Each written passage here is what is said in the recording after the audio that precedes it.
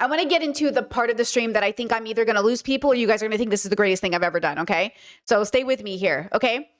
Recently in the news, the Democratic Party have been going in on Hasan Piker. Okay, if you're new to my content, my name is Brittany Simon. We do philosophy through pop culture. And look, I think Hasan is great.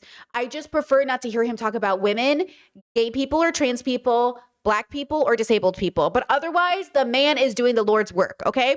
Okay, he's great with everything except those topics. And so, take that with, do with that what you will.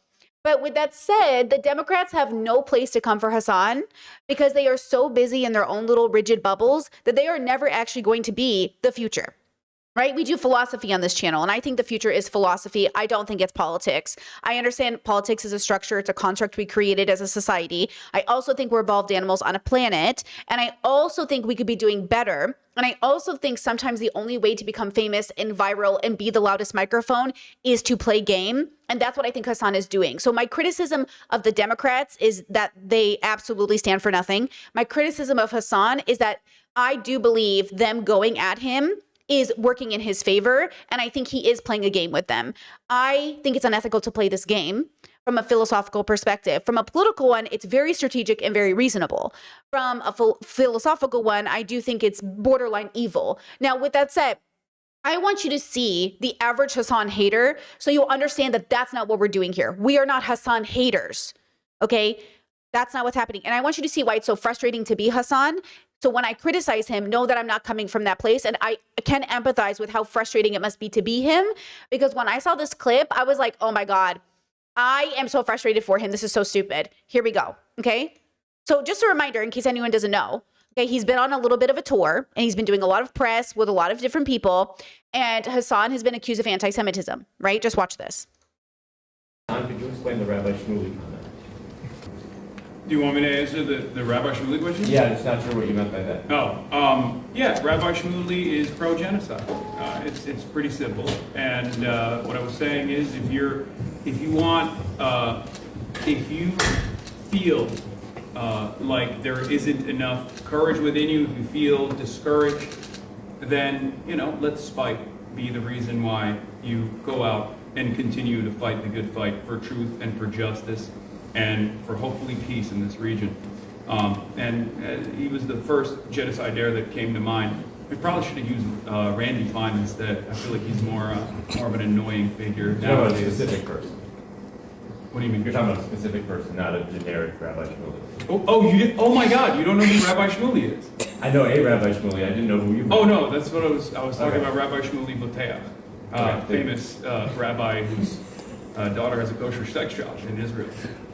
That's what I was talking about. Okay, two things I want to take apart here. One, so he's working with senators, he's on a tour, he's doing interviews, he's engaging with the bubble, right? The Democrats are using him to push votes, so he's playing with the Democrats, which I think is what I would deem unethical, because I think the Democrats shouldn't deserve the loudest leftist microphone. I think as the loudest leftist microphone, you should absolutely be the Democrats' enemy. And right now he's being their friend, which I don't like. So the irony of them pretending that they hate him is so ironic because it's obviously not true, right?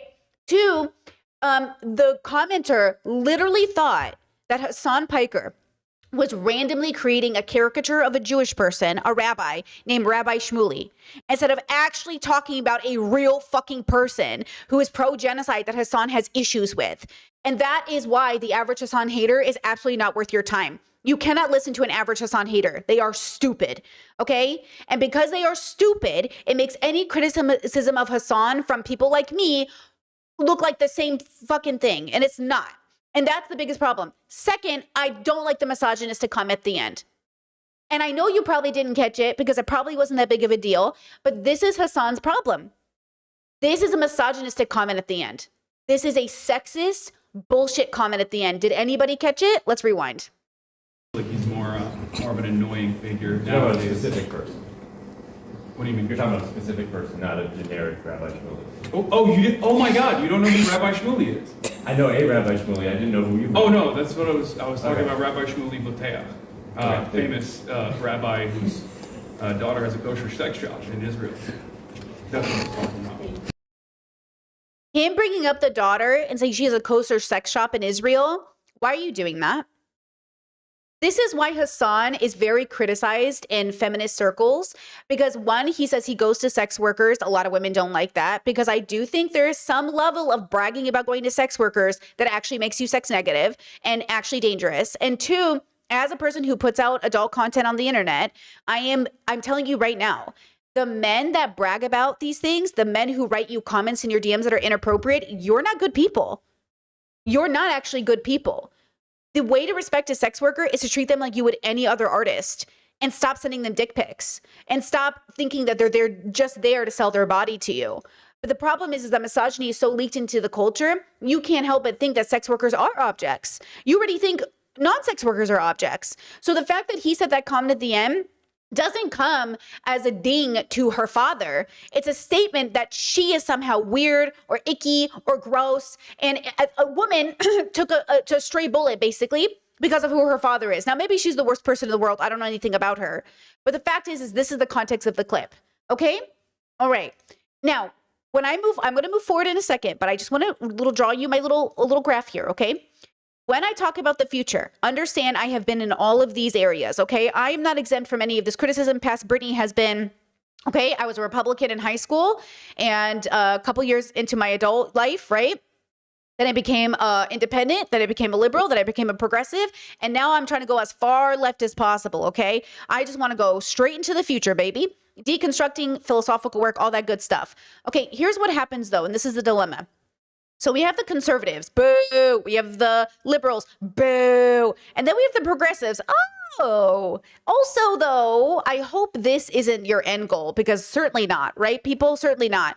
Hasan is here and he is playing with these people and he's even open to playing with these people as him and Asmin have an ongoing will they, won't they, right? So in no way, shape or form can Hasan ever actually go beyond. He is stuck. He is stuck playing this game while pretending that he's over here. And I'm saying he cannot be over here and playing this game. It is literally not possible. And I want to be over here, okay? This is where I think the future is, over here, okay? So I'm not mad that Hasan is playing a political game. I am not mad that Hasan is finding success. I am not upset that he is doing what he's doing.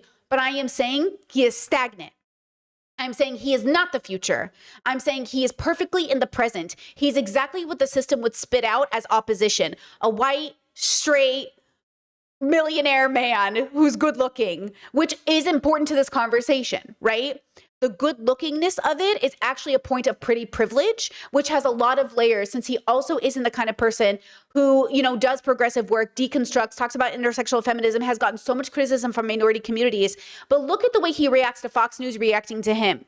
Okay? Look at the way he reacts to Fox News talking about him. To just not like him. And a lot of people don't like him. But you do? No, it's not really a like or don't like thing. I think Think that he's handsome? Is that it? he's objectively handsome. Look at the New York Times profile of him. I mean, he is. Of course. My queen. My queen. I'm gonna take a hard pass on it. No. But the reason that there's a profile of him, which includes a lot of the incendiary things that he said, is that he does have this big audience. And I think that the fight within my party about whether to go on Hasan Piker's stream or have him campaign for you is about dealing with the issues from the 2024 election. The thing about this is I kind of liked his answer to it. He goes, I don't think we want to get into platform policing and cancel culture. I agree with that. So if this guy wants to run and win, he thinks this guy could help him win, give it a shot. Give it a shot in Michigan. You know what? Right. I respect it. Own it. What? This could cost you huge, but if that's going how on? you really feel. But things have changed. People say all kinds of stuff. Jesse Waters is one of the most disgusting human beings on television. And if he said anything nice about me, I would have to just respectfully end my life. This is what I'm saying. I think Hasan likes this. I think this is working for his ego, just like it did with those MAGA parents. He is absolutely flattered. And Jesse Waters is the most disgusting man on the fucking television internet that I have ever seen. And the fact that Hasan is eating it up is disgusting. But what do I expect from a man? Nothing. Ever. Now Oh my God. We just have to say, this is some crazy guy, but I like him. He might be too crazy for you. He might be obnoxious and disgusting, but you know what? You guys on the internet went harder on Vince and whatever that white lady's name is, he married on Love is Blind, going on Fox News, even though they voted Democrat, than you'll ever go on Hasan. You went harder on him, okay, which was very interesting, right? And I get it, okay, but okay, the internet went so hard on this couple from Love is Blind for being Christian Democrats and going on Fox News that they will ever go on this quote radical leftist. And I'm saying, girls, he's literally in the game. He's literally in the game. Run with this guy, and if I win, I win. If I lose, it might be a little bit his fault. And it's your fault for the bad judgment. It's all about judgment. Spoken like. Wait, I think Jesse literally believes that I'm a misogynist, so he's now offering respect. No. He doesn't believe you're a misogynist. It takes one to know one. Hasan actively engages in misogyny and always feels entitled to doubling down on it. Okay? So again, I am not saying that Hasan can't deconstruct from this. I'm saying he does nothing in order to do it. And I'm saying you have to understand this is what's happening. And I'll show you evidence. I'll show you proof of how men casually and women uphold patriarchy and misogyny because they genuinely are so trained by society to do this. And Hasan has already argued already admitted he hasn't gone to therapy, right? What's more misogynistic than not going to therapy? Because that's what women do. Like, why do you think women in general are literally doing better as a group in terms of healing and progressive values? Because we're also checking our mental health. We're taking the responsibility of that, right? So again, Hasan can't be the future. He hasn't even begun to do the basics. He's not even doing the basics of philosophical work. He's not doing the basics of introspection. He isn't doing the basics. And I'm not saying he can't. I'm not saying he won't. I'm not saying I'm just saying we have to see him not for his potential. He's not a man we're dating. And even if you're dating him, you certainly shouldn't live for his potential. Never date a man for his potential, girls. Okay? I'm just viewing him for what he is right now. I'm going to go to you about 9/11. Do you think Jesse Waters is like, he's like, yeah, I like the guy because he's like, I believe he's misogynistic now. Recognize. Right, then you should just not like him. And a lot of people don't like him. You do? But it's not really a like. So again, I am not coming from that place of like really hating Hasan, right? I've done it myself. I used to really believe I could bridge the gap between conservatives and liberals because I was one. And then I was like, I can bridge the gap between these people. And if I'm just loving and compassionate to men, they'll hear me. But no, they won't, right? They can't. Okay, they literally can't. And it's why women in this space struggle so hard to find a place here because it doesn't even matter who we like. It doesn't matter if we like Hasan or any of the other boys in the group. The moment we even associate with men, the moment we even say complimentary things towards them, it's, oh, they want to sleep with you. And these men contribute to that narrative, including Hasan. The woman says, oh, he's handsome. Hasan goes like this. Oh, she thinks I'm handsome. You're playing into the narrative that this is about sex. You are allowing the narrative to be sex. And I get it. As a person who is very often in her life used flirting as a mask, as a person who's absolutely shown up, in conversations with people, absolutely turning on the flirt as a performance, absolutely understand. Now, I don't do that anymore because I learned that the men will never protect you when the time comes. They will never see you authentically. Unless they are in a queer, gender deconstructed place, they will never be safe enough to even play flirt with. Even though everyone's doing it, and I'll show you TikToks, it is not safe for the girls, the theys, the thems, the femmes. They will always be thrown under the bus, okay? Now, Alok is one of my favorite philosophers, stand-up comedians, and Alok is a they-them who is on what I would like to say is very parallel to my own gender deconstruction journey and queer philosophy journey. And I want to show you this TikTok from them to remind you guys of who you're watching because I know you don't know me or some of you who do know me, but if you've never seen me before, you might just like really deeply misunderstand what you're looking at. You might look at me and think you're watching a woman. And maybe you are sometimes, or you might look at me and think, you might just assume, because we all have prejudices, what you're viewing. And I'm saying, I just want to remind you. So I'm going to use somebody else's work to explain it, because I think I'm not alone in this. I think there are many of us, billions of us, who are attempting to deconstruct gender and expectation and our place in the universe. And so it is frustrating to us who are so outside of the norm to see the norm congratulate itself on propping a normie. Hasan is in many ways normie. And so it is a little funny, I think. Okay, here we go. I'm non-binary, which means it's not just that I'm challenging the binary between male, female, man, woman, but between us and them. And in your statement, you said, why don't I help them, as if this struggle is not your struggle too?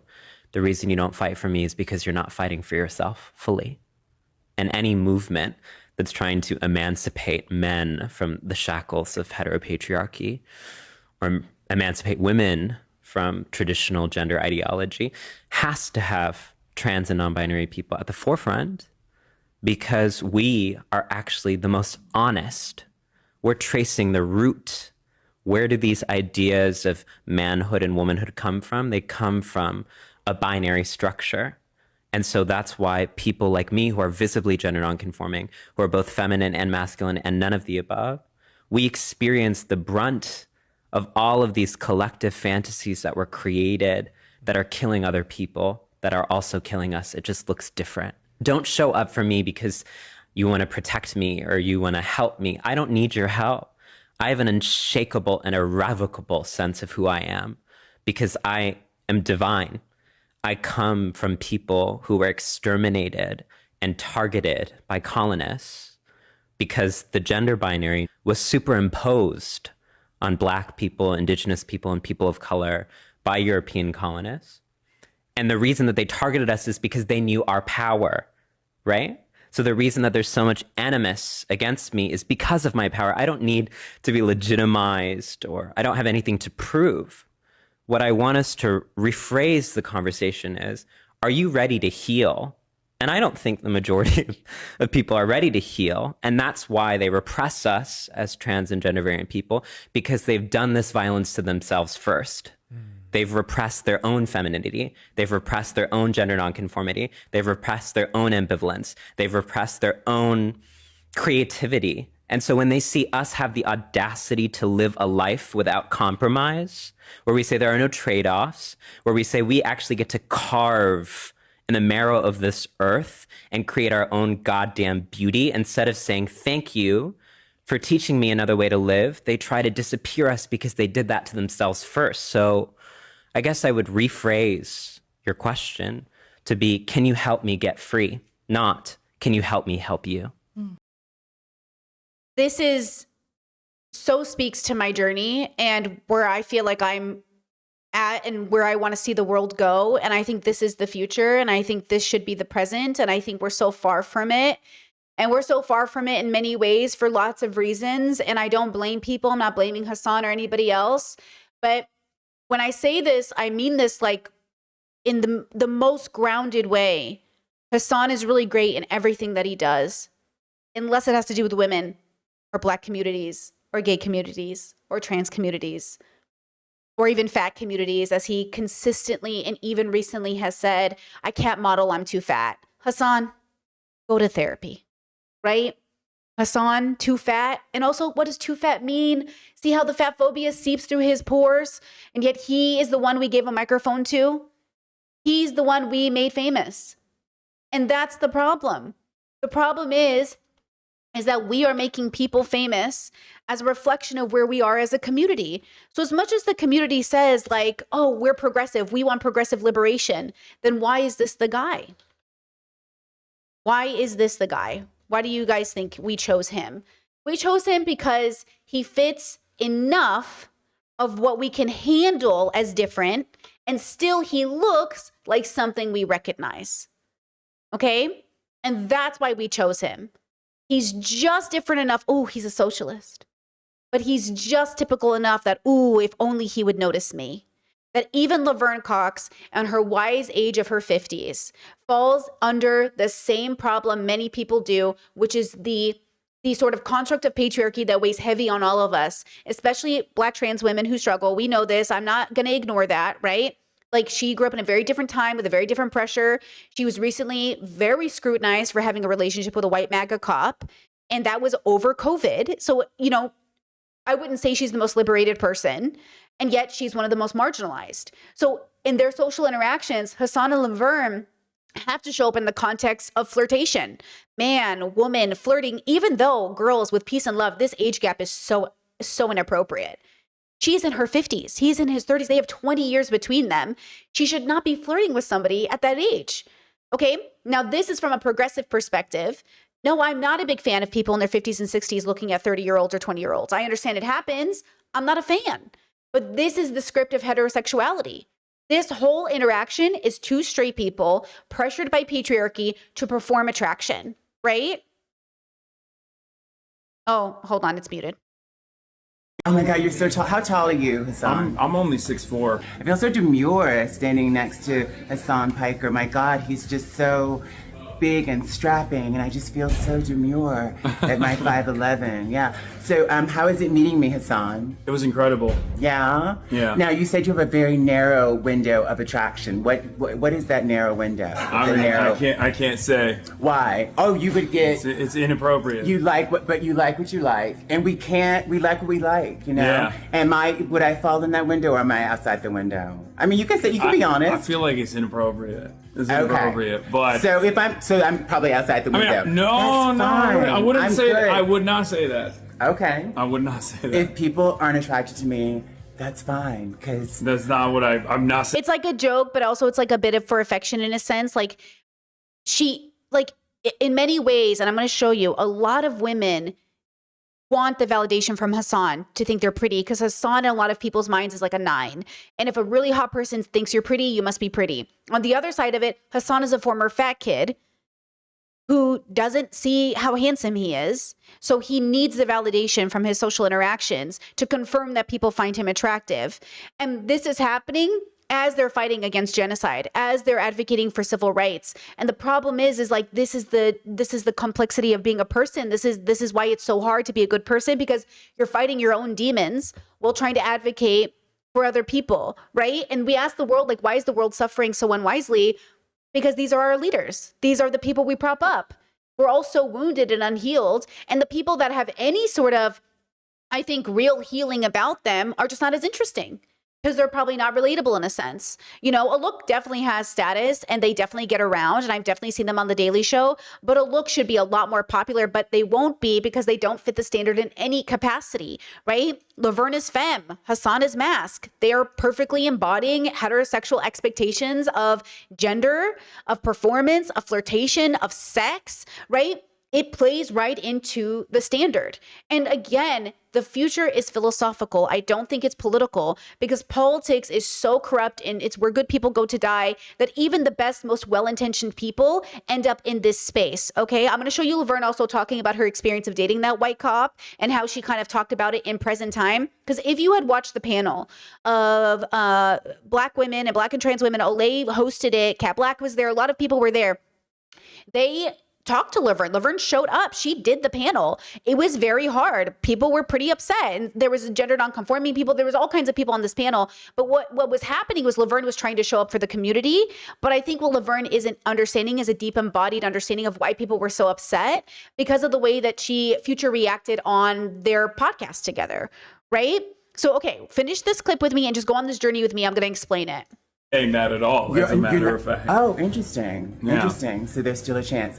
So what Hasan is saying is that that's private. That's none of your fucking business. Mm-hmm. And that's what I'm saying. I respect that. I actually like a man who's discreet. That's part of what I look for in a man, because I don't want somebody putting all my business out, you know, on Front Street, you know? Yeah. So good. That's very good, Hasan. Discretion is very good. Yeah. Okay. Do we look cute together? I don't know. We'll see. We'll see what the public says. Okay, right? They're playing into the heterosexual expectation. Now, I'm going to whiplash you for a second to a creator I've been following for a while. Her name is Paris. She's 21. She's just a kiddo, but I've been enjoying her journey for a particular reason, if you've been following, because sometimes people are like, you're so sex negative and you're a prude. And then you can see she's on her feminist deconstruction journey. And I love watching young people trying to figure it out. And I think Paris has a lot of really good foundational ideas about life. But in particular, I want you to understand that she is facing the liberal people that are saying sex in general is liberation, giving a guy a blowjob in front of a McDonald's while you're in the drive-thru is liberation. And then porn is liberation, but also not understanding how the system is so misogynistic, right? So there is a level here, and I understand because I've gone through all the stages of grief over sex work, right? where you think liberation is giving a guy a blowjob and not feeling bad about it and him coming all over your face or him coming inside you, then going to work. I know TMI, but like there is a type of faux liberation that happens for women who grow up conservative where they think like, this is my liberation. And then we start to decenter men. You're like, wait a second. And I want to talk about how women aren't decentering men in Hasan's audience by the TikToks they make about him. How can we talk about decentering men and then doing this with Hasan, right? Like, how is this even a part of? So, okay, it's a journey. I'm empathetic, okay? Listen to Paris talk about how porn has ruined a whole generation. Time I get on the And think about the generational differences of somebody who's 37, almost 37 myself, and somebody who's 21. internet and I talk negatively about. I have people in my comment section telling me that I'm being anti-feminist, I'm being anti-women, I'm being anti-sex positive, taking the right that women have to be able to decide what they want to engage with sexually away from them. People want to weaponize all of this therapy speak and all of this political jargon to say that I'm actually the regressive, sexist one in this conversation. It pisses me off so terribly because as a member of Gen Z, as someone who grew up in the generation that was being exposed to literally, we were in elementary school, okay? And I saw the way that it molded my childhood and the childhood of all of my peers to the point that I was literally in the 6th grade showing up to school and having boys come up to me and ask me to put a ruler down my throat to see how many inches I could fit in. We were all being conditioned to think that the violence and the aggression that was being shown in was natural and normal, that boys should be expecting that of girls and that girls should be okay with giving that to them. That is the way that we grew up. That is what we thought was normal. And to think that you could be exposing children to when they were literally like, less than 10 years old, and think that that's not going to have a negative impact on the way that they end up engaging with sex later, it's crazy. I get on the internet now being critical of kink and all of these things that are so normalized in our culture now. I'm reacting out of anger from the way that I was raised and the way that so many other girls were raised. You're not going to gaslight me out of being upset about the way that has ruined my generation. I'm not going to be nice to you. I'm not going to be palatable. I'm not going to make my speech something that is easy and digestible and that you agree with. Genuinely have a generation of children with completely destroyed sexualities because of, and if you are more interested in protecting the male, that you refuse to think critically about where these girls are coming from, where me and other women are coming from, then like, I don't want your respect and I don't want your validation. You're disgusting. Every single. Okay. Chat doesn't know why she's not saying porn. It's because TikTok might take the video down. Censorship. It's so weird. On TikTok, you can't say porn, but they'll show you thirst traps of people and they'll sell you basically porn links. And like, I've come across the weirdest like porn adjacent stuff on TikTok. So, you know, we have to be aware that people are being censored, right? It is what it is. So, okay. She's coming from a very passionate place, right? And I think she is more ahead than Hasan Piker, who says, oh, I go to brothels and I pay sex workers. Not because there isn't a part of conservative men that go, all sex workers are trash, but the part that says, I acknowledge the pain and suffering that porn has caused, and it's real and it exists, right? And I think the issue is that when I came out of conservatism, we were aware that people were mistaking sex education for porn. Porn is not sex education, it's entertainment. Watching porn to understand sex is like watching an action film or an anime about high school and thinking it relates to real life. Like at the end of the day, they are over exaggerated. They aren't exactly what we want to be the goal. They're just, you know, the sort of feeding into the fantasies that we're seeking. So fantasies, very important. Okay, fantasies, very important. Even the fantasies you have, though, should be deconstructed. So I think the reason Paris is so interesting to me is one, she's young, and two, it is a little different than how I grew up where, you know, I had access to quote porn adjacent things relatively young, but I also grew up in a bubble that considered like Victoria's Secret ads porn. Like the naked nude, the art on my wall, my brother refers to as porn.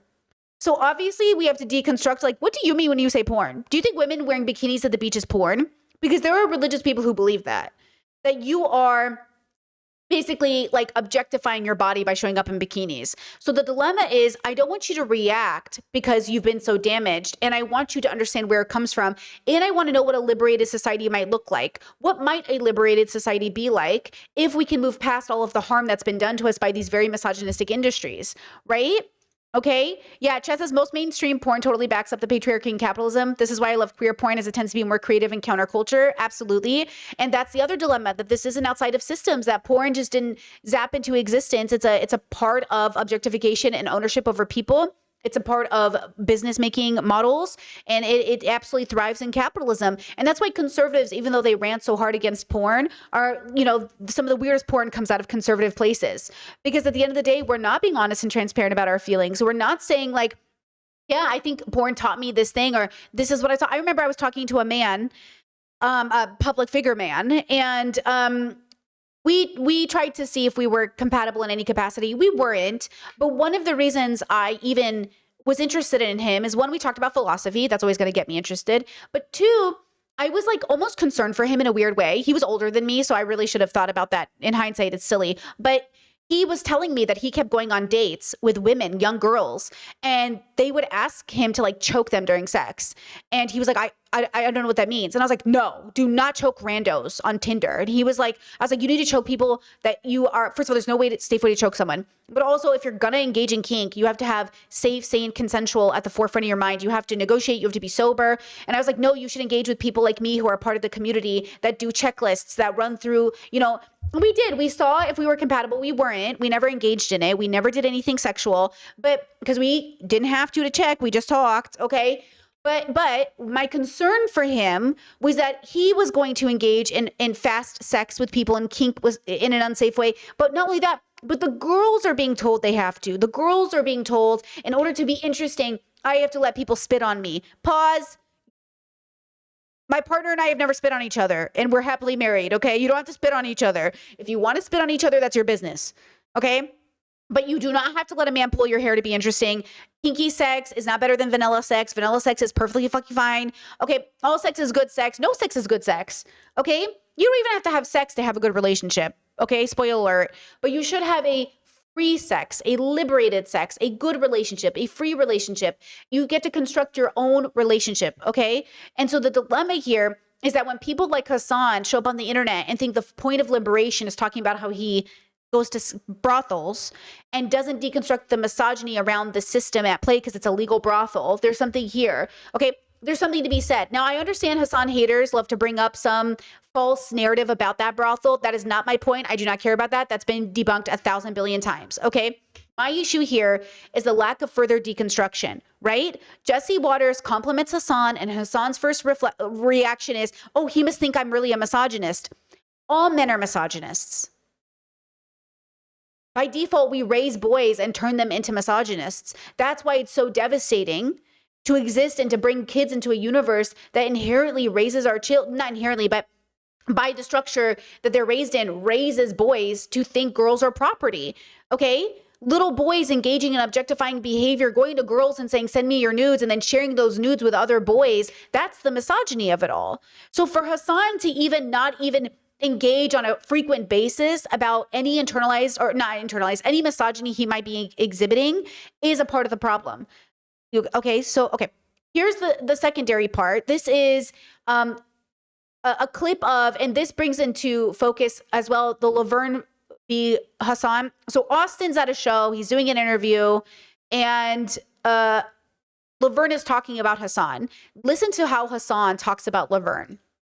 Incredible episode with Laverne Cox, who I found out is a major Hasanabi head, like straight up watches all the Fear Ed episodes and stuff, like, which was insane. She is the most woke. Oh my God. She wants some Hasanabi? Yeah, but like when she was flirting with Austin at the GLAAD Awards, I didn't realize it was like, I thought it was just like one of those things where like she thinks I'm hot. Like it's not like that. Like she is a straight up Hasanabi head. Tell us on I love. Pause. I just thought it was one of those things where she thought I was hot. But no, she actually listens to the show.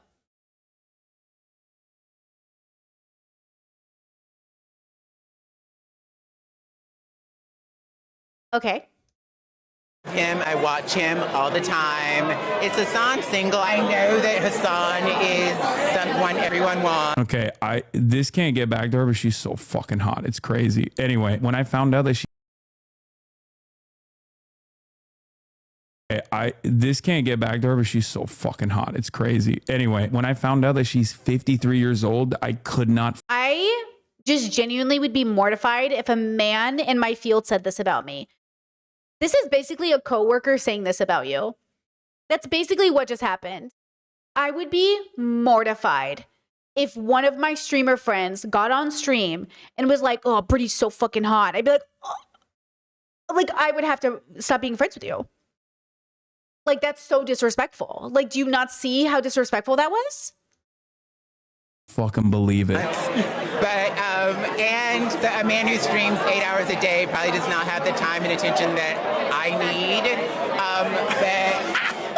She's here, bro. No, she left. She just left the house, so I can say it. Isn't that crazy? That is like unfucking believable. I thought she was like my age. I thought she was my age, bro. I thought she was like maybe not even older than me. I thought she could be my age or younger. Is actually unironically witchcraft. Chad said it's mutual. It's not mutual. It's performative. It's patriarchal performance. It's objectification of your bodies. It's the flirting. It's the audience shipping them. It's everyone fantasizing about them having sex. Like, don't you understand this is bigger than this? You're doing this thing where you're like, oh, she treats him the same way. No. They are engaging in structures of oppression called in the guise of fun coworker flirting. And I'm saying they are performing. I genuinely don't think either of them are into each other. And I think it's a performance. And I think it's a performance that maybe needs to be had for lots of reasons, right? Maybe he wants to reassure her that, trans women aren't off the table, or that he's into black girls, or any of these other things that there's a pressure to because the audience is so racist and homophobic or transphobic or queerphobic or whatever else, right? Or maybe she, as a 50-year-old person, should not be flirting with Hasan. Maybe she's put him in an awkward, uncomfortable position, right? Maybe she is the older person, is actually taking advantage of her status. Or maybe Hasan, who's big as big as he is actually taking advantage of her. We know she likes younger white men. She dated a white, younger cop, right?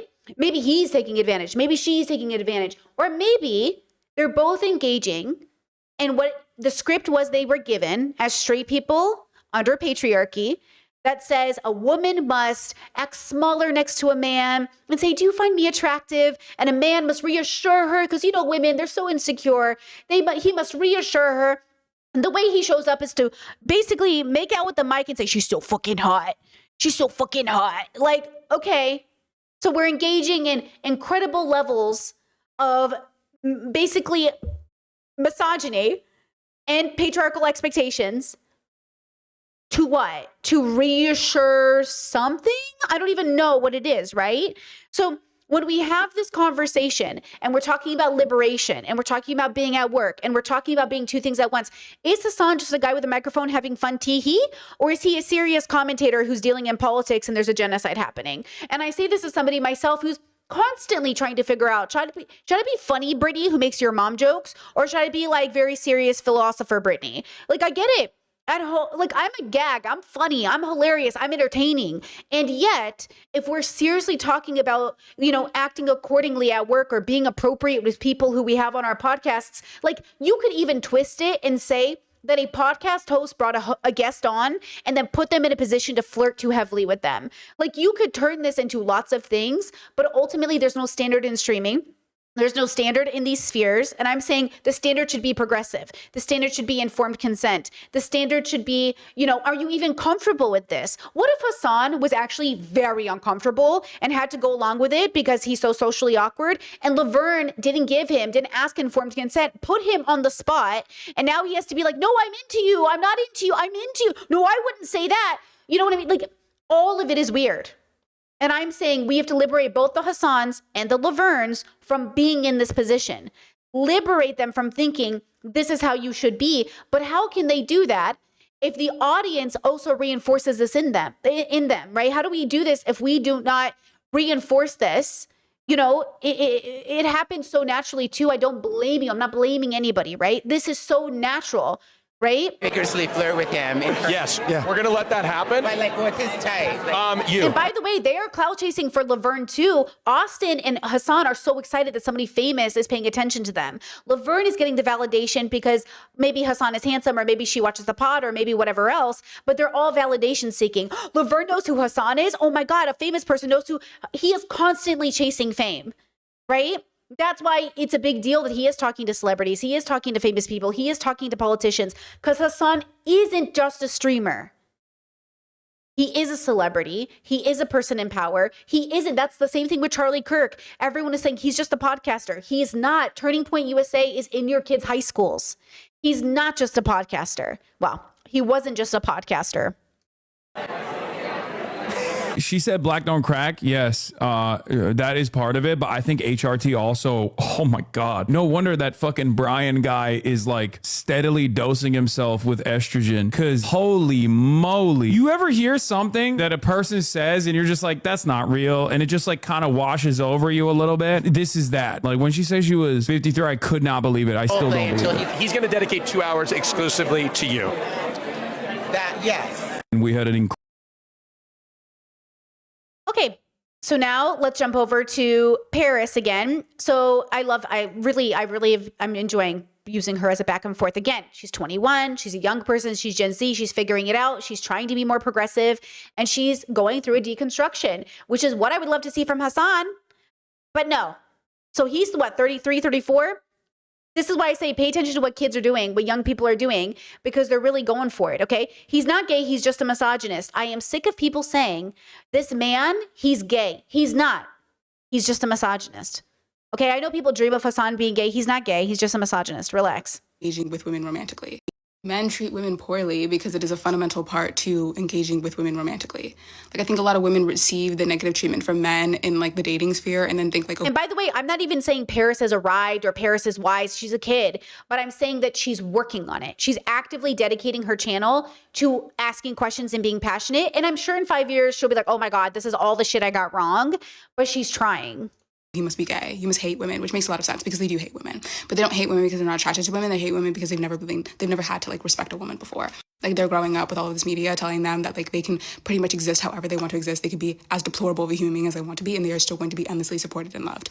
And that women exist solely to receive that violence and disrespect from them and to be flattered by it because they're the superior sex, and a woman is always going to be flattered to be around them. Like men have no incentive to become better people. Men have no incentive to actually respect women. All of the media and like fairy tales depicting heterosexual romance features women being disrespected by men. Like what I'm trying to say is that like a man's disrespect towards a woman is not like evidence of a lack of attraction towards women. Literally just reflective of like how we have been taught to date and like understand romance. And pay attention, how we have been taught to date and understand romance. Going back to pause, how we've been taught to date and engage in romance, right? They are following the script. Thank you, W, for the super chat. Appreciate you. Right? That's what I'm trying to get you to understand. How can Hasan be the future if he's engaging in the most present? And what do I say all the time? Being a minority isn't enough. How can Laverne Cox, a black trans woman, date a white MAGA cop in COVID? I'm saying it's not enough to be a minority. We have to deconstruct. It's not enough to be a woman. You have to deconstruct. It's not enough to be, Turkish. You have to deconstruct. It's not enough to be an immigrant. You have to deconstruct. We know this because some of our most loved family, our immigrant family members, our black and brown family members, they're conservative, right? So it's not enough.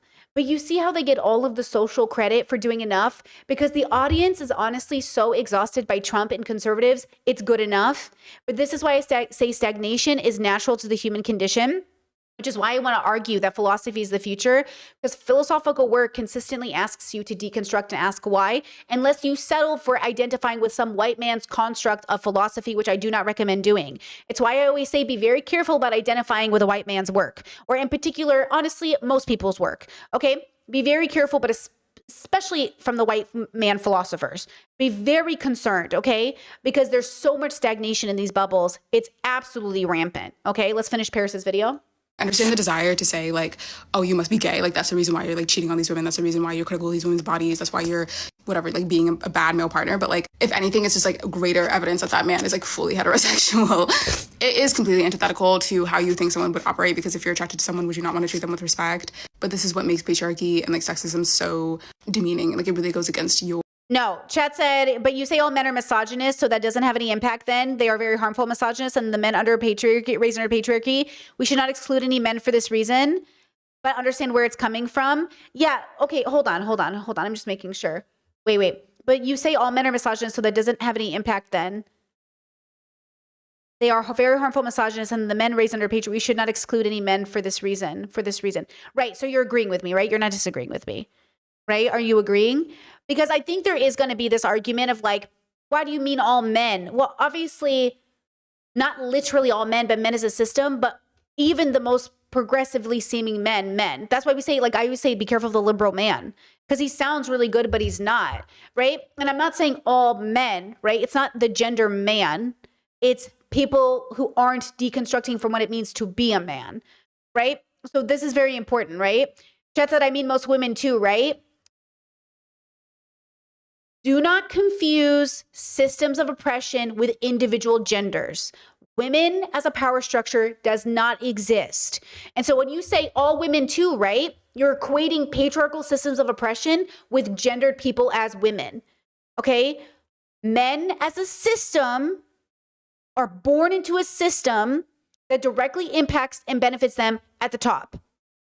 Then women, especially white women, engage with propping up that standard. Most women do, but not women as a system, women as a people.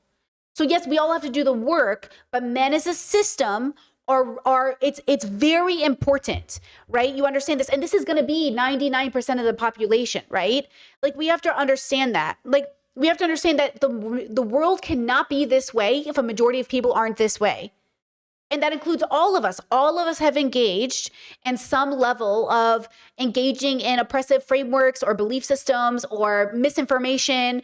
All of us. The world cannot be this way, and all of us aren't the ones, right? All of us aren't the ones who are bad. Oh, it must be everybody else. That's what Hasan is doing, by the way. Hasan is saying, guys, it's not me. It's everyone else. It's Asmin. It's everyone else. No, it's you too. It has to be you too. Because if you aren't one of them, then you're saying I am outside, and I'm saying none of us are, not even me, not even you. But see, that's not good. That doesn't sell tickets. That doesn't make people feel like there's hope at the end of the tunnel. The hope at the end of the tunnel is a philosophical one. The hope at the end of the tunnel is a radical acceptance one. The hope at the end of the tunnel is having the realization that we have to consistently be working at and consistently be deconstructing. And the more we do it as a collective, the easier life will become. Okay? This recession, this economy, Trump's map, his plan is to stress you out to the point where your bigotry feels like the only reasonable reaction to how expensive eggs are. And I'm saying, don't allow the cost of egg to justify bigotry. Don't allow people to call Black ICE agents the N-word because you are strained under the framework of this oppressive regime. Do not allow yourself to engage in misogyny because the system wants you to engage in misogyny so it can say, see, you're just like me. See? You want to be misogynist. See, you want to say the N-word. You want to be anti-Black. See, you agree. You see it. You see it just like me. And I'm saying abso-fucking-lutely not. We are not the same because that's exactly what they want you to agree to. That's why Jesse Waters says, oh, I kind of like this Hasan guy. And Hasan goes, oh, does he think I'm a misogynist too? He knows you're a misogynist because Jesse Waters knows how hard it is. He knows how he believes all men think this of women. He sees your work and he has no reason to think otherwise, right? So again, when we're having these conversations, it is very hard. And I am just as, me too. I am not exempting myself. I'm not saying Brittany's the best one and Brittany's the only one. I have just as much fucked up shit on the internet as Hasan Piker. Maybe less, but I have stuff too, and I'm saying, here's what I did to learn. I'm waiting for Hasan to catch up, but men do move slower, not because of their gender, but because patriarchy allows them to.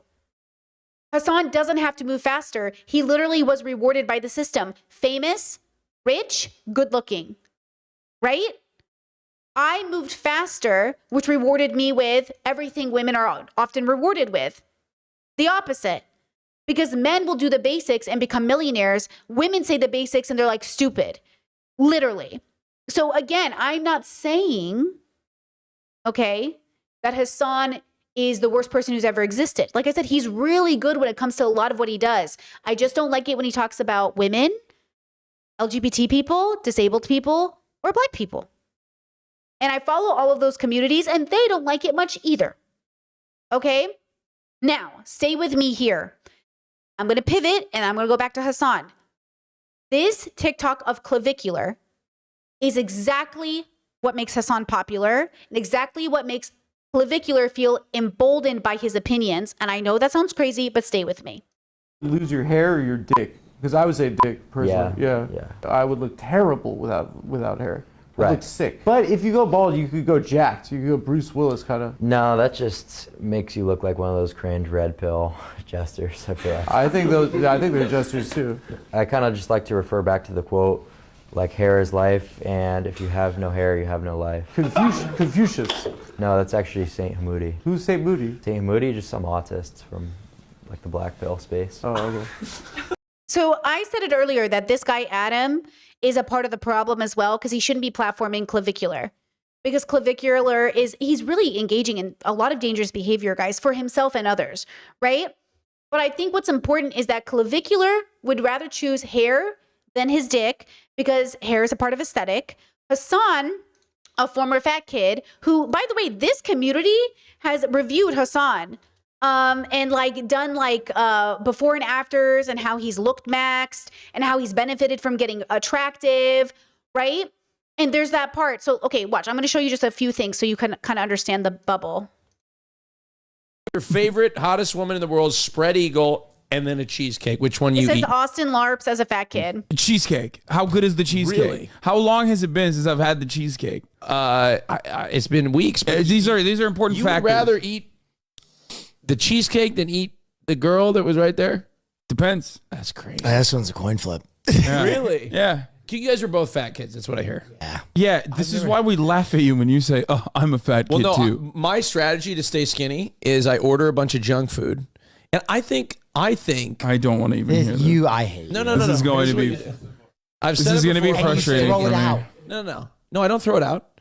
I put it in my bedside table. They're non-perishables. This is my new thing. I order trail mix, Chex Mix, whatever. Okay, let me stop you there. And then I get Let me stop you there. What? Dude, you just said you're a fat kid. You ordered cheat meal Chex Mix. stuff is trail mix and Chex Mix? What are you? Are you a squirrel? What are you doing? You know how much? There's 17 grams of fat in a small package. I'm gonna beat him to death. And a small package of trail mix. Okay, it's all fun and games, but there's a level of fat phobia that needs to be deconstructed, okay? Last night, we're having dinner. It's just totally fucking fatty ass food. And on top of that, he goes, "You know what I'm in the mood for? A cookie dough cheesecake." And he just fucking busted out a cookie dough cheesecake and propped it in front of me and went and looked at me and went, "Listen, aren't you in the mood for it too?" I will say this in his defense. It's the fucking holidays. Yeah. If you don't gain a 10 spot during the holidays, I can't.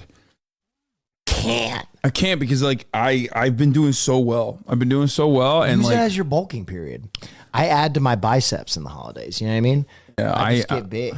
I mean, that's how you do it. I just if I was presented in that situation, Hasan, I would just not eat the cheesecake. Yeah, you have self-control. I don't. That's why I'm like. That's why. I remember when Ethan made fun of Hasan for having an eating disorder, and I remember being like really upset with Ethan Klein over like telling Hasan just eat the cookies, just eat the cookies. Like that's what I'm saying. The fact that he hasn't gone to therapy, I don't know if that changed in the last few months, but like you have an eating disorder. Like you have maybe that's what you would call it, but you have it's not that uncommon. It's a very big deal. He has to deconstruct fat phobia. There's a lot of layers here. I'm very empathetic to it. The dilemma once again is it's about walking the walk. Why do we keep giving microphones to men who can't even face the most basic demons that they're facing and then expect the world to follow suit? Because other men will see them and they'll see right through Hasan. They'll be like, "Oh, you're just like us, Hasan. Don't think you're better." Asmin, who also doesn't go to therapy, all these other men who also don't go to therapy, unless to weaponize it, they look at Hasan and they go, "We know what you are." And I'm expecting us, especially as femme or queer people, to look at him and be like, "We get you, bro." But also to be empathetic to the fact that maybe he'll go to therapy eventually. But we can't keep holding our breath for men who won't face their demons while we're sitting here spending $145 every 45 minutes to see a therapist, right? This is a very big deal. And this plays into how you interact with everything in your life. And I don't know how people don't understand. This is all a part of it. Okay. And I'm not saying he's a bad person. I'm not saying he's an evil person. Okay. I'm not saying that. I'm just saying there's a lot of layers to this that play into, well, everything. Okay. Here, watch this. Anyway. You definitely had a glow up. Yeah. Because back then in 2009, when I was like 9 or 18 years old, like from my perspective, I literally thought like, "Oh my God, I suck. Like I'm so ugly. I'm fat. nobody wants to be around me. Yeah. Like I had all those fucking feelings. I'm like just kidding. I'm just insane. So this is Hasan talking about his childhood self, right? I'm not making it up. You know, this is an open thing. That's why I say I don't watch Hasan like a fan, but I know enough about him to not pull opinions out of my ass most of the time, okay? So I'm saying, Habibi, you're dealing with something so real. My heart cries for his former self. My heart cries for his current self. As a sister, I cry for him, you know? You think I don't have brothers who struggle? Like, it's a big deal. You know, you think we have all kinds of people who struggle. It's the fact that, you know, because he's getting so much social validation from the money and people thinking he's hot. This is why I tell his audience, like, you're not actually helping him in a big way by making thirst traps about him. You're just reaffirming in him he doesn't need to go to therapy or face himself. That he can just work out enough and not eat everything he wants to eat instead of realizing, like, you're allowed to be fat. You're not a bad person for being fat. And he is chasing a perfect physique so he doesn't have to face himself and this kid's self. And that's why I'm like, how is this the man we gave? How is this? But of course we did. Of course we did. Amounts of social anxiety. Dude, no. It's not. I mean, it's fucking fine. I'm 32. Things worked out. See, they tried to comfort him. They tried to comfort him. He goes, no, I'm fine. Everything worked out. But did it? The point is, but the point It's is, not funny to joke about. I'm so sorry. No. It's fine. It's fine. I didn't mean it. Is It's okay, that Hasan. it gets so much better as you grow, and I understand it when you're in your Okay. Today we're going to be rating popular streamer and radical last one. feminist Hasan Piker's physique. For his height, he's got First of all, calling him a radical feminist, I'm going to scream. a lot of muscle. He's a bit of a higher body fat percentage, but he's got this kind of powerlifting strongman physique, which I actually quite like. So obviously his abs aren't that visible, but he's got a really solid chest, good shoulders. His insertions aren't great, but he makes up for it in mass. Also, his physique is completely invalidated by wearing mascara. And Dude, that's awesome. Wait. I mean, it's a pretty funny video. It's a pretty funny, completely invalidated by him wearing mascara. That's so funny. This guy with the broccoli cut and steroid regimen is still glazing me up while simultaneously being upset that I'm wearing mascara and shit. he's got a little bit of gyno. Since he's a feminist, when his kid comes out, he's going to breastfeed them. I'm going to give his physique a 5.5 out of 10. What? Wow. Dude, what? That's fucking awful. 5.5 is good. If Jay Cutler is 9, what did he give Aiden Ross? Overall, I'm going to give his physique a 1 out of 10, but don't let that discourage you. Today, we're going to be rating... Okay. Funny. Okay, now, ladies, we have to decenter men. Yes? They, thems, he, hims. We must decenter men. In order to dismantle the patriarchy, you must decenter men, especially Hasan Piker, because he is your ally. You must not give in to your allies, okay? So Hasan's on tour right now, okay? And this girl put out this TikTok with Usher's Daddy's Home. Okay, I'm not gonna play it because I'm gonna get copyrighted. He says, the text says, he doesn't know it yet, but I shaved my whole body just in case.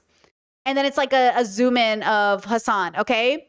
Ladies, take this down and go to feminist meditation camp. Take this down, okay? No, you can't. Decenter men. I get it. Decenter men, though. Jesus Christ. Okay, this comment here says, this is going to make it to stream. I'm holding out hope for you. Bro, I swear to God, if this makes it to stream, okay, you can't engage. This is not good rhetoric. This is not healthy. Decenter men, especially your allies, okay? Hasan Piker should not engage in this. I hope he does not show this on stream. He's like, this is so funny. This is not funny. This is only funny with your friends. This is stuff you send to the group chat as a joke, as a meme, as a teehee. This is not stuff you put on the internet in hopes that he seriously will see it, because based off these comment sections, they're literally actually shooting their shot. And honestly, they're probably 19. Okay, so again, decenter men, which is really hard. It is really hard. And I understand, right? We live in a world where men are constantly shaming women for even finding Hasan attractive. Look, you can notice people are attractive. There are lots of people that are like, yeah, they're attractive, whatever. But I'm a professional. And when you degrade me down to just a girl who's tee-hee having a crush, you're actually literally engaging in patriarchy.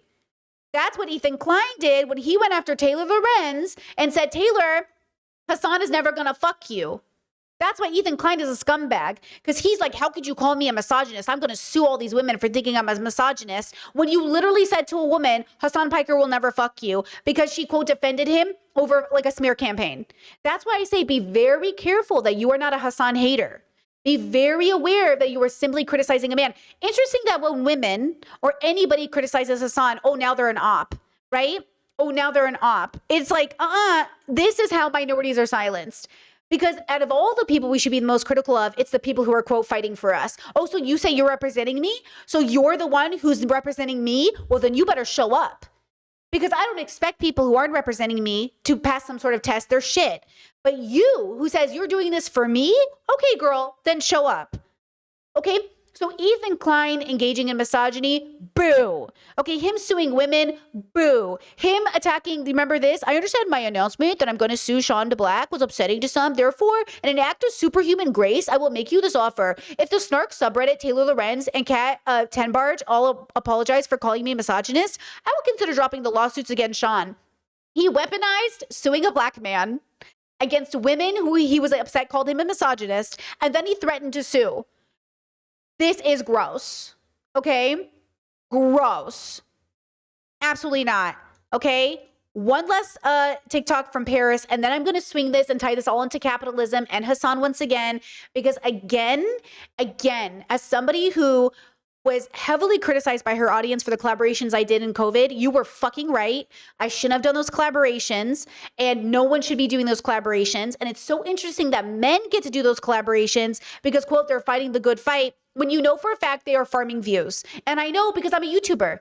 I make a full-time living doing this. I know how the game goes. And also, just to make it clear, FD Signifier also just put out a little side stream to this content, like to talking about this. Engaging in fights, engaging in drama is a part of the problem. Okay? So like, again, I'm not saying there isn't a way to do it, but I'm saying it is the way people do it. And Hasan isn't exempt from this. As much as he says like, yeah, why am I engaging in this? He does it all the time anyways. And that's what I'm saying. I'm saying he hasn't changed. Okay, one last thing from Paris. Hating herself. A woman hating herself gets a man a wife. Hold on, the volume is a bit low on her TikTok, so I'm gonna try to turn it up to the best of my ability. I won't talk, so you guys can try to hear her. A woman hating herself gets a man a wife. It gets him a mother to his children. It actively supports the economy and makes families and communities run, right? Because when you as a woman hate yourself, what do? You spend a lot of money on beauty products. You're supporting the economy. You're willing to do anything that any bottom of the barrel man offers you because you're insecure and you feel like you don't deserve better. You're going to sit there and raise that man's children with no expectation of any kind of support because you've been told that this is your role and that you're not allowed to deserve better. You are going to sit there and allow yourself to be walked all over by your extended family, by whoever, because that is your role, because that is what you are here to do, is to support other people. Like, the world profits so much off of women hating ourselves, not believing that we should have our boundaries respected, not believing that we're allowed to be comfortable in our bodies, not us completely having zero respect for ourselves and viewing ourselves as the bottom of the barrel. Like, our world literally spins because as women, we are trained to feel that way about ourselves. And I really need you to understand like just how much your insecurities, and I'm not even talking about like surface level, like you're upset with how your body looks like fundamentally not thinking that you are allowed to take up space in the world. I just saw someone make a tweet comparing how loud men sneeze in public versus how like quietly women sneeze in public. Something as silly and stupid as that. Like, not feeling like you are allowed to take up space, how much that is such an intentional thing for you to feel because the world completely benefits and relies on you feeling that way. That is how the world spins. And I really do believe that when Hasan gets on his platform and calls women so fucking hot, he is giving women a lack of opportunity to actually be there as thinkers. And that is the dilemma, okay? That whether we like it or not, he is actually putting them in a position to not get to show up as intellectuals. And women naturally do this themselves because they're raised under patriarchy. And I'm saying, stop doing it. Decenter men, decenter Hasan, and keep women's name out of your fucking mouth. One more thing about Laverne to bring this home. specifically about, I'm thinking specifically about my ex-boyfriend. I got like excoriated, lost followers last year when I disclosed that my ex-boyfriend was a MAGA. Oh, you're aware of this. Oh, I'm aware was too. a MAGA Republican cop. Oh my God. And it was the way I talked about it. People It's very were Lana so, Del Rey coded. Yeah. I'm sorry, what? It's very Lana Del Rey coded. People were very upset, and I talked about the relationship in my solo show last year, and I write about it in my book. Available for pre-order. Yes, please, yes. Comes out June 9th. Available for pre-order right now. Can we link it in the description? We'll link it in the description. When I talked about it, I thought in my mind, I was like, people obviously know I'm very politically progressive, and I thought the conversation would be about how two people who have totally different politics find a way to make it work. Who, by the way, this cop was 26 and Laverne at the time was, I think, 48. So Laverne, girly, why are we dating kids? Why are we dating young people? You know what I mean? So Hasan is 33. This white cop she dated was 22. Wait, 22? 26. Okay. Why are we doing that? See, that hasn't even been deconstructed in itself. Not, and the connection that actually exists beyond politics, the soul connection, because I think our souls, you know, disagree with this. There's souls that people have that are like, that transcend, I think, who we vote for and the things, whatever programming we have. And I'm thinking. Yeah, sure. We're attracted to people and they also happen to be MAGA, but that's like a part of the dysfunction and the toxicity, right? Like, so we understand she's older. We understand she's in that position. And look, you know, not everyone ever has a history of dating a Republican. I mean, I certainly haven't. But yet I've dated liberal men that were assholes. I've dated liberal misogynists, but I've never dated a Republican. And so I'll just tell you this as somebody who's dated toxic liberal men, it doesn't have much of a difference. Like MAGA men, liberal men, they're kind of the same. Like you hope they're different until you date one. You're like, you might as well just be a conservative. That's how I feel about the Democrats in general. You might as well be Republicans. You might as well be. That's why people can't understand, right, the criticism. Ethan can't understand the criticism, but I would argue neither can Hasan. I think it's really hard for men to truly understand the position of power they are in, especially when you talk about bubbles that are primarily male dominated. And then when you show up femme presenting or they, them, or queer, it's very hard to understand the power you have in these situations because these men, and I mean this with I relate to this so heavily, you're a weirdo. You're a former fat kid. You've struggled with your weight. People haven't always loved you. And now you're on the internet and now people think you're cool and people call you daddy and people think you're funny. You know, Ethan Klein, people think he's funny. People think, you know, Hasan is hot, whatever. And there is, like that validation is intoxicating to these men because they weren't the cool kids when they were coming up. They never got it as kids. And now that they're getting it as adults, it's like, oh my God, every streamer bro, that's why Clavicular is reinforced by this idea that hot people have privilege because he sees it in this world. And Hasan is a great example of it. Hasan is exactly why Clavicular hits himself in the face with a hammer. Because Clavicular is younger, 20, 21, and he knows, while Hasan knows, he's handsome. He's not a fat kid anymore. People literally thirst trap Hasan. His own fans thirst trap him. This reinforces that patriarchal standard of beauty. It reinforces all the bullshit. And then it shows up in dating spaces. Whether we like it or not, it's a reinforcement of patriarchy. Okay? And like, look, I want to show you this clip of Ethan being absolutely fucking crazy. Because this is not what I'm saying, but this is what bad faith people will think I am saying, that I am not saying, okay? And this is why any criticism of Hasan must be from a more radical position, a more left position, because otherwise, you know, the Democrats might think you're on their side, boo, or the conservatives might think you're one of them, boo. But also, Hasan won't allow himself to be truly criticized because he wants to be in that group. Everything about his career choices have benefited Democrats. Even though it looks like it's not. It is exactly the game of politics is the reason I got out of it. When I was a kid, I would have been like very much somebody, but every time I was given an opportunity, I was like, you guys are grifting. I can't do this. And they're like, Brittany, everyone's doing this. I was told everybody is doing this. And I was like, I'm not doing this. I'm too autistically honest for this. I can't do this. And when I see it in other people, I'm not saying Hasan is directly grifting. I don't think Ethan is grifting either. I think it's worse. I think they are psychologically taking it out on us and getting their validation through being a public figures rather than going to real therapy and doing the philosophical work. So anyway, Taylor Lorenz, who says, I have a psychosexual obsession. One more time for the girlies in back. He's unreasonably good looking and like cool and dresses. As if Taylor isn't beautiful. Cool. Tell me about right? it. Do you know what I mean? Like, as if Taylor literally isn't gorgeous. That's what I'm saying is the patriarchy of it all. Women actually think they're ugly because Hasan is handsome to them. Taylor is literally beautiful. She thinks she's ugly. That's what everyone is doing when you're like, Hasan is so hot. You're so hot. You're hot. What are you talking about? Like Hasan. You guys are grown-ups. Like, 40-year-old have woman. some fucking, have some, have no shame? Aren't you embarrassed? Have some What are you conviction. doing?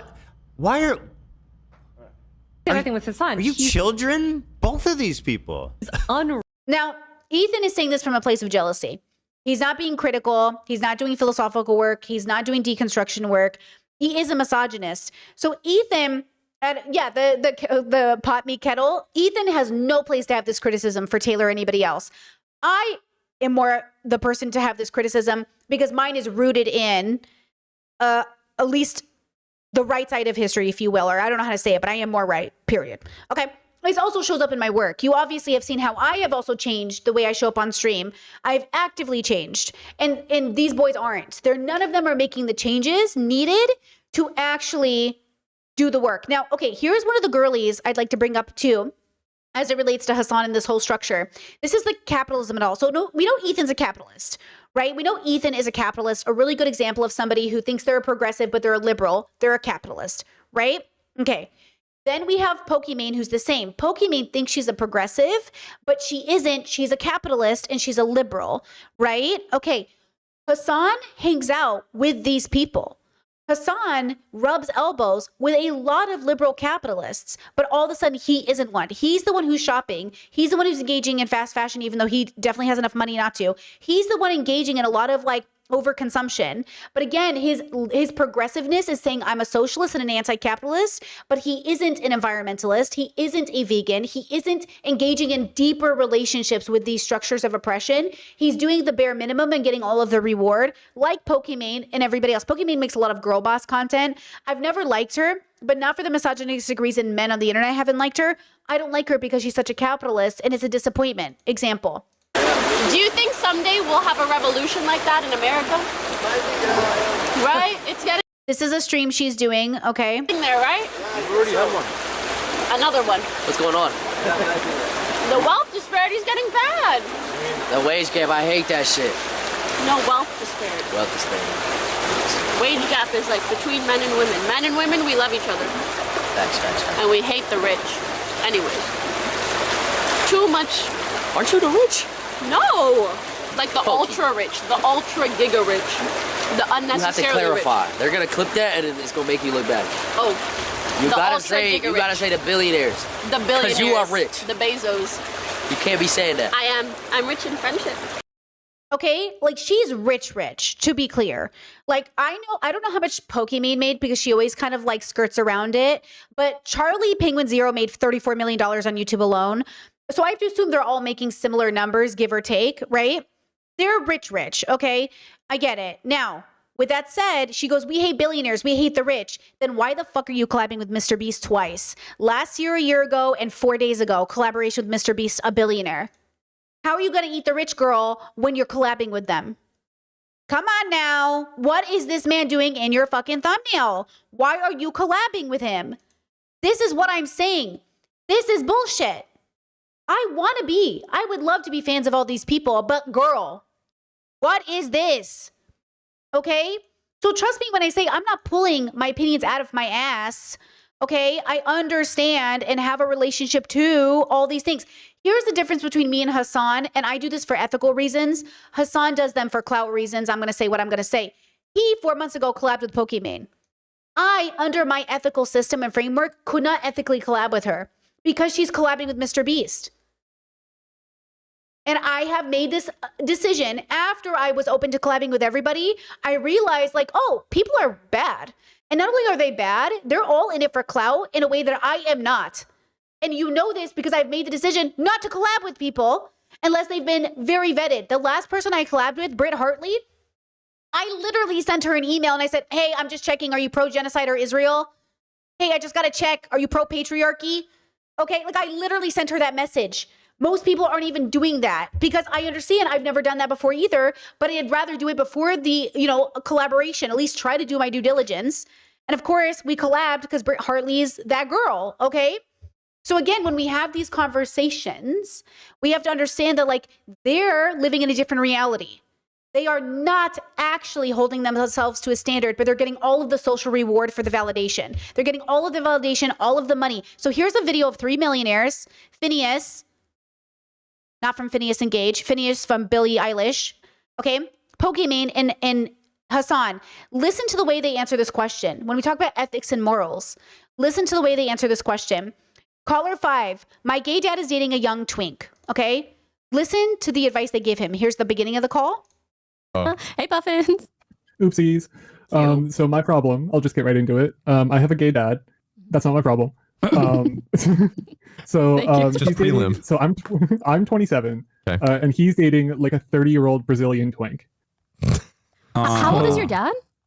My dad is like 60. He's pulling. I mean, it's normal. He's got game. Yeah, he's killing it. Okay. So like background context, he came out when I was like 20, so like 4 or 5 years ago.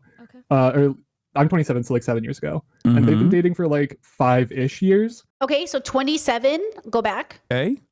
So I mean, it's normal. He's got, my dad is like 60. So 60 and 27. Or I'm 27. Okay, and then let me go to the part where they really start giving him advice. I definitely will. I have a quick question. So is the issue here how you feel when you're around them? Or do you have concerns about their dynamic that make you uncomfortable as someone who can probably relate to his partner more, potentially, in terms of your age? A little bit of both. It's definitely like me personally, it's a little bit uncomfortable sitting there and having like his partner try and like relate to me on an age level, like relating to things of like when we were children, and like, that kind of thing. Versus, like trying and succeeding at relating. Yeah, like it's weird that he like gets it. Yeah, I mean, look, I understand. He's like 1997 was wild. I understand being uncomfortable with this dynamic. I totally get that. It's a little strange. Having said that, It's a little strange. Having said that, oh girl, what is he about to say? this would be borderline or completely unacceptable if you were like in your early 20s, as opposed to the fact that, your dad is in his 60s. The way I would grab my dad by his balding head and be like, absolutely fucking not. A 27-year-old my age? Absolutely fucking not. Absolutely fucking not. This is what I'm saying. I'm saying these people are not progressive. They are not liberated. They are in no way deconstructing expectations of patriarchy. They are accepting this age gap because, one, they think that's all gay people, or two, they're engaging in patriarchal standards of age gap relationships being allowed because 27 is all of a sudden okay for a 6-year-old. It's not okay. Why is a 6-year-old engaging with a 27-year-old? But your dad's boyfriend is in his 30s. And at a certain point... Didn't he just say 27? Didn't he just say his boyfriend is my age at 27? Am I confused? Did I hear wrong? I think the boyfriend is 30. Okay, so the boyfriend is 30? Okay, pause. Let's look at this. So, okay, his boyfriend is 30. Yes? I agree that when people are in their 30s, it's none of my business, but I do have an opinion that it's wrong. So here are the two different factors. His boyfriend is 30, and I think that is, you're grown, you can make a decision, but I will lecture you about your decision. I won't respect it. It's not respectable. It's not. You're 60. What are you doing? Okay? If you said a one-night stand because you want to have a daddy experience, whatever. What are you doing pretending to have a relationship? I'm not saying out of the billions of people on the planet, there isn't an exception of an age gap relationship. I'm saying, why are we doing this? Do you know Florida is fighting to stop first cousins from marrying? And people are like, I didn't even know that was a thing here. Do you know there are multiple states, including California, that allow same-sex marriage last time I checked? That allow first cousin marriage last time I checked? Because and I get it, as a family who has a lot of first cousins who are married, can we not? Can we fucking not, please? I'm 37, and I swear to God, if a 55-year-old was like, hey, Brittany, I'd be like, you better shut the fuck up and don't talk to me. Don't even look in my direction. I'm 37 in May. I'm about to be 37. Don't even look at me. Don't even look at me. Don't even look in my direction. You wish. You old man. Disgusting. Don't even look at me. Okay? With no respect. I don't respect this. It's like, it's just you gotta place his level of comfort, especially as someone who's like only recently come out and is going through the motions and experiences. Like, I don't know how long lasting this relationship will be. Oh yeah, because when everyone comes out, they're now allowed to go experiment. Listen, do it in private. Do it as an experiment. Then again, why are we normalizing this? No, this is my dad, bro. My dad. I'd be like, absolutely not, Dad. And even if it is long lasting, and by the way, thank God I grew up with a father that would never. Thank God my father, my whole life, was like, absolutely not. When I dated guys who were older than me, he's like, Brittany, no. Like every time he's like, these men don't respect you. They're too old to be dating you. My father would never. And if he ever did, he's getting lectured. If this relationship is long lasting, I think ultimately by that point, it will get less weird for you anyway. It's been like 4 or 5 years so far. Yeah, I don't think it's about whether like this age dynamic is ethical or legal. Okay, clearly it's legal. Right? I think maybe you feel like if you were in your dad's shoes or the other person's shoes, you wouldn't do that. So maybe it's a disagreement of like how you would go about things in a way, or feeling like a disconnect between you and your father. I feel like if I was you, I might. Wait, did they say, guys, I missed it. Did they say they were dating 4 or 5 years? So 25 and 55? That's even worse.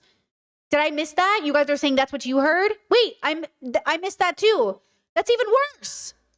Anything, want to get to know the relationship a little bit better and to know whether or not there is a weird dynamic there or not. If there is, I would talk to my father about that. If there isn't, maybe you'll grow to actually love the relationship and it's actually healthy. It's really, really hard to tell just knowing ages. I also feel like I have a little bit of like some weird reverse prejudice here, where if your dad was 16, he was dating like a 25-year-old, 30-year-old woman, I might be more kind of. If I'm not mistaken, didn't Billie Eilish infamously date a man much older than her when she was really young? And that's her brother? Is that not true? Fact check me. Didn't Billie Eilish infamously date a much older person, which was inappropriate? Don't make me bring out the clip. She did, didn't she? See, this is why I don't trust any of these people. All these people are scum. Okay? All these people normalize the most toxic. They normalize the most toxic bullshit relationships. They don't even have it. They don't even have the tools. Okay? They don't even have the tools. I'm 15. Why is my boyfriend 20? Why was my boyfriend 30? Girl! You know what I'm saying? Damn. I'm not smiling at that, but that is real. We was trying to find outlets, though. I don't think, and also just a way to process this, and nobody our age, could understand. Nobody our age could understand. But then you look back in hindsight, when I turned 30, I was like, that's not okay. Hello? That's what I'm saying, girlies. So here we have the alleged progressives, the alleged liberals, the alleged good guys taking a call for advice and in no way going, what the fuck is wrong with your dad, bro? Like, what the fuck is seriously wrong with your dad, though? Dubious about the whole thing. But the fact that it's a gay relationship makes me be like, great, cool. I don't know. Well, also, and also because he like recently came out. That's what I'm saying. It's not like I'm dumping your mom who was my age and I'm just dating a younger, younger woman. So what? Because he recently came out, he can date younger people? Like he's like, I've made a whole big life change, I actually kind of understand the gay math part, where it's like when you have a smaller dating pool, the dynamics are different. But ultimately, no. I had a man once convince me temporarily. I was so stupid. I had a man genuinely temporarily convince me, I am so stupid, that he had to date girls who were basically just out of high school because no women his age could relate to how progressive he was. And I actually believed that for a little bit. For just a second, I believed him. And then I was like, Brittany, wake up! These abso-fucking-lutely not. I feel like given the age range, like, you really don't know until you get to know the relationship. Sometimes it's perfectly normal, and sometimes it really is An unhealthy dynamic. Like how much does You would have to be so much of the exception that you would have to basically be an anomaly. And I know if I know anything about life, we're almost never the exception. how much does it bother you? Like it's like it's really ruining your relationship with your dad? Because if that's the case, then you should have a conversation with him about it and be like, Dad, this dude is my age. What the fuck are you doing? No, my dad and I still chill. It doesn't like, it affects like holidays because, you know, like I live at my mom's and he'll come over and like visit because I can't get to his house because I'm disabled. And he lives on a hill, which is hard in a wheelchair. But he'll like, or like my grandmother isn't doing so well, so we like go as a family and visit her, and my mom will. Yeah, it's just silly. This is also silly. I remember one of my friends was they had like a really fun like progressive group of friends, and they were so excited. They're like, "Oh my God, I'm so excited! I'm actually hanging out with progressives and liberals, and you know, it's just so nice, and it's just such a And then they had a house party, okay? Or not a house party. That sounds crazy. They had a party at their apartment. They're an adult, okay? They're college-educated adult. They had a normal fucking house gathering, okay? And everyone's adults. Everyone's of age. Everyone's in their 30s or late 20s, and everyone's a pretty adult age, right? Two of the gay guys who are poly bring with them, without telling my friend who's hosting, alcohol, a 19-year-old boy they're dating. And my friend was like, absolutely not. What is happening? Why are you bringing a 19-year-old to my house when you guys are in your 50s and 60s? Or 40s and 50s, I think 40s and 60s, something like that. I think 40s and 50s. Why are you bringing a 19-year-old to my house? And I was like, oh, hell no, girl. Tell them absolutely never again, and you're not friends. Absolutely not. And it was, you know what I'm saying? Like, what are you doing? You think you're talking to a progressive, you think you're in a safe space, and all of a sudden, the polycule shows up with a 19-year-old. And there's alcohol being served. And it's like, what is happening? What is happening? Okay. And this is what I'm saying. Okay. They're not in contact anymore. They're not friends. Okay. That's absolutely no. Okay. But how sucky is that? You think you finally found a group of, that's why I say with peace and love, I don't want to hang out with these people. I don't know how you guys don't understand. One, I already have friends. And two, you're not good enough. Your struggle, your lack of deconstruction is toxic. To me, they are all still in a very toxic place. Because I cannot imagine. Now, of course, it's not as toxic as MAGA. It's not as toxic as these liberals. It's not or these other liberals. It's not that toxic. But I'm saying, please know that I do think philosophy is the future. And I do think this cannot possibly be our future. And I do think they're doing great work for where they are, but it's not good enough. Pokimane in many ways is helping women get their money together, girl boss content. I don't know if you guys have seen her TikToks, but here, I'll show you just for a second so you can get an idea.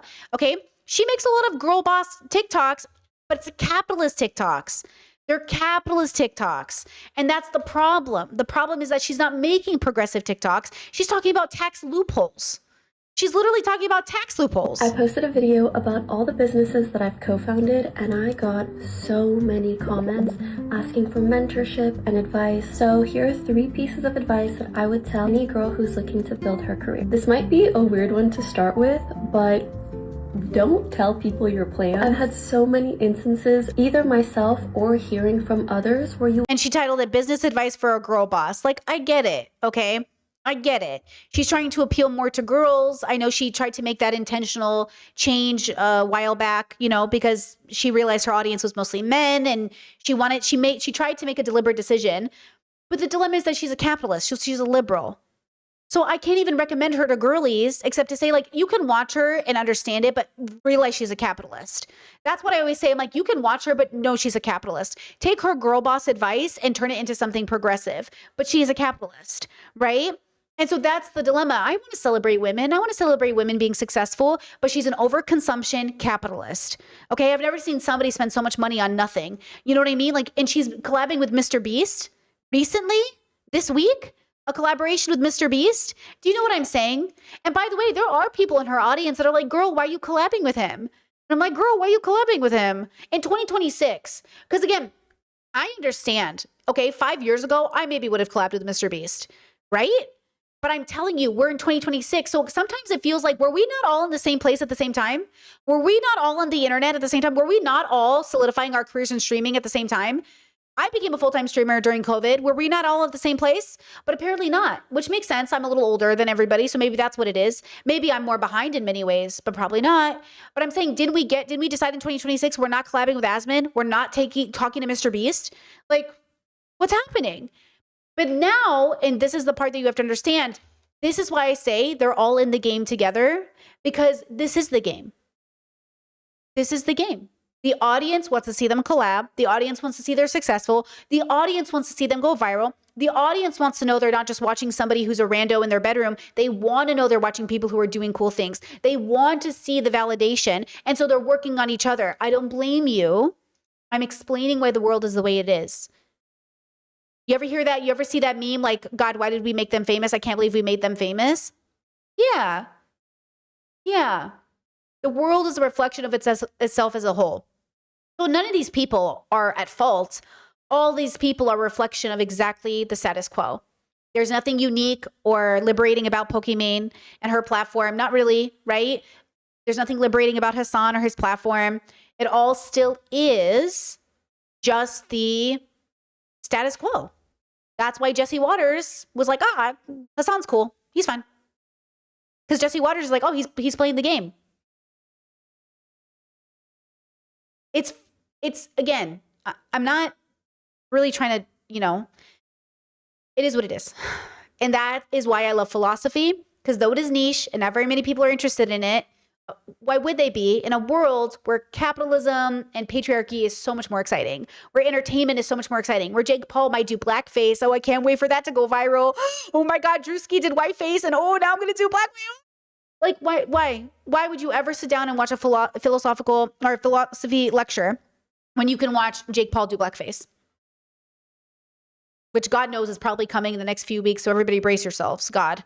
It is what it is. That is what humanity has created. That's where we are. I don't think we'll always have to be here. I don't think it has to be this way. Right? Chad said, girl, don't manifest it. I'm not manifesting it. He said he's going to do it. If you guys didn't see the TikTok I showed yesterday, he said he's going to do it. He said he's hiring makeup artists as we speak on Theo Von. I'm not manifesting a girl. I'm just telling you, he told me he's going to do it and I believe him. It's Jake fucking Paul. Why wouldn't he? Right? So that's the problem. He's openly announcing he's about to do it, and and Theo goes, yeah, well. And that's what I'm saying. I'm saying this is the world. And the world is a reflection of us as a whole, okay? So if you sit here and go, why is the world so awful? Why is the world this way? Because it's us. We are the problem. And it's not to blame us, it's to acknowledge the responsibility of what it means to show up in the world as a person, to know you're flawed, and to do your best to grow. That's all we can do is get better by trying to be a little less bad every day. So genuinely, stop trying to be a good person. The road to hell is paved in good intentions, right? Try to be a little less bad every day with everything you do. Like, take something silly like, I don't know what to put this gum wrapper. I'll just throw it on the floor. I don't know, just throw it in a trash can. Okay. I spilled something in the kitchen. I'll get it later. Get it now. Okay. I don't want to recycle. Separate your recycles. Just do it. Get in the habit of being less bad every day, and it will show up in more than one way. It will show up in all ways, right? Okay. So when we review pop culture through a philosophical lens, we're acknowledging that this is popular culture, trending, popular. This is what the world has brought to the forefront. This is what the world wants to go viral. This is what the audience made viral. This is what the internet finds entertaining, which means this is what humanity is. Humanity is exactly who it is in the most present. It is a patriarchal, genocidal, misogynistic world. And the ones who will suffer the most will be children. And the people after that will be femmes. And the people after that, well, everybody else, I suppose. But no, first and foremost, it will always be children first. And that's why we need to live in a world that prioritizes the safety and the education and the health of our most vulnerable populations, which is the human beings we bring into the universe so fucking casually. with no fucking thought or consideration for who they are or the world we're about to bring them into. We should want our children to be born into a world that we can vouch for and advocate for and say is worth existing in. And that is the responsibility of every adult, even the people who don't have children, is to make the world a place where any baby who comes into the world, no matter how they get here, is born into a world that is safe enough for them. Because we're not there yet. We're definitely not there yet.